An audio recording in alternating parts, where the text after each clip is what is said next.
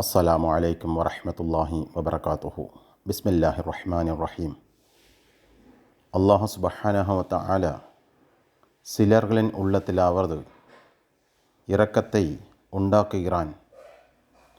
மற்ற இஸ்லாமிய தலைவர்கள் உணராவிட்டாலும் கூட அவைகளை சில சகோதர மதத்தினர்கள் உணர்ந்து பலஸ்தீனிய மக்களுக்காக வேண்டி குரல் கொடுப்பதை பார்க்கும் நேரத்தில் நமக்கொரு ஆறுதல்.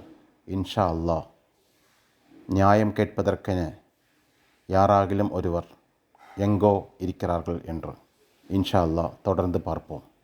அஸ்ஸலாமு அலைக்கும் வரஹ்மத்துல்லாஹி வபரகாத்துஹு. Seriously suggest now that what's happening in Israel and Palestine is not apartheid is shocking to me. I've seen it with my own eyes. I've seen the apartheid wall in Jerusalem. I was in Ramallah. I travelled to Hebron. I've seen what happened in Hebron, where that city and community are devastated to protect hundreds of settlers, illegal settlers.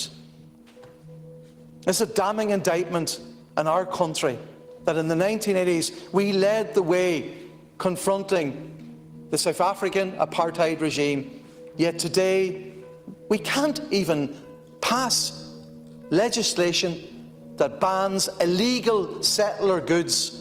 These settlements are illegal under international law, yet we do commerce with those who are responsible for that repugnant situation. We can't even do that. We can't even pass that law in this country. We can't recognise the Palestinian state.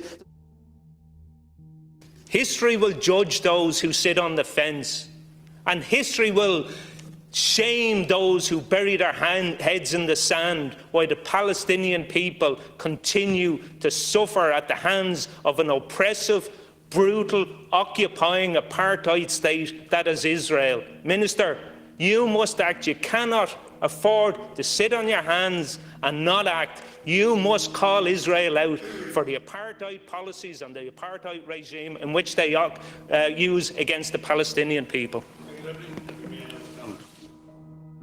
The Amnesty International report is clear. It's devastating in its clarity. It concludes that Israel perpetrates apartheid.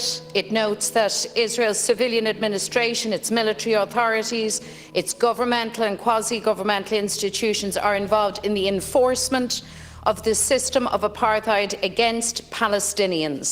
It is as frank and as clear as that. It goes on to say that the scale and seriousness of these violations documented in the report make it clear that the international community needs to urgently and drastically change its approach to the Israeli-Palestinian conflict and recognise the full extent of the crimes that Israel perpetrates against the Palestinian people, crimes that they commit, Minister, day and daily. The report makes for disturbing reading.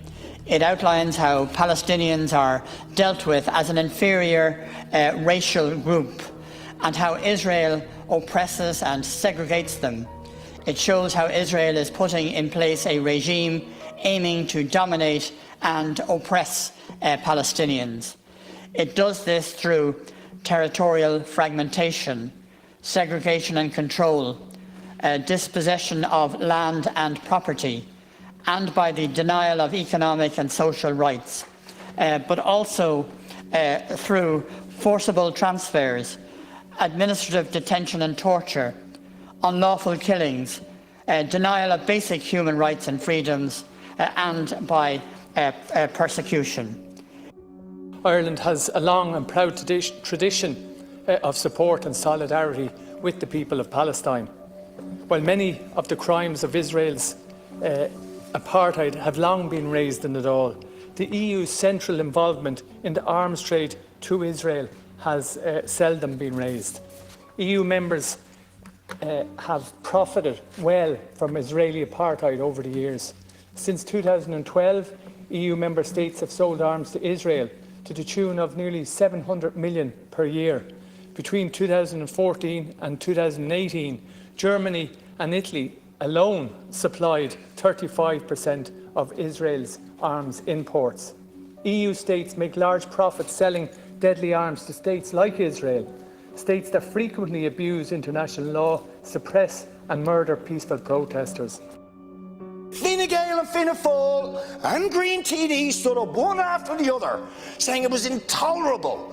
The thuggery and the warmongering and the brutality of Putin, you wouldn't stand for it, urgent action had to be taken. But we've got to be much more careful with the Palestinians and their treatment.